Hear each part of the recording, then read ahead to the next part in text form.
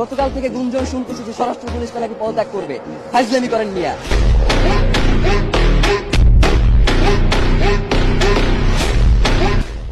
বুইরা ভাম কোথার জানো ফাইজলামি করতে আসেন, মানে সারাক্ষণ খালি ভেটকাইতেছেন।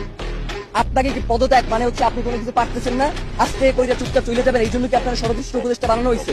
ওই জায়গা দিয়ে আপনি লড়তে পারবেন না। আপনার পুরো এই ঘটনার সাথে কারা কারা জড়িত এইটা নিশ্চিত কইরা আপনি এইখান থেকে যাইবেন, এর আগে আপনি কোনো জায়গায় যাইতে পারবেন না। এবং ডক্টর ইউনূসকেও আমরা বলতে চাই যে বাংলাদেশের জনগণ আপনাকে প্রধান উপদেষ্টা বানাইছে এই জনগণের স্বাধীনতা সার্বভৌমত্বকে টিকিয়ে রাখার জন্য।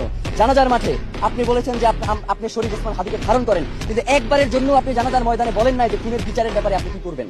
মানে এই যে এত বড় একটা হত্যাকাণ্ড হইলো, এর বিচারের জন্য আপনি কি পদক্ষেপ নেবেন সেইটা আপনার মুখ থেকে আমরা শুনতে পারি নাই। মানে আপনার যে অসহায়ত্ব সেইটা আমরা দেখতে পাইছি, আপনি কিসের কারণে অসহায় সেটা আমরা জানতে চাই। আপনাকে কি অসহায় করে তুললো এইটা আমাদের কাছে আপনার জানাইতে হবে।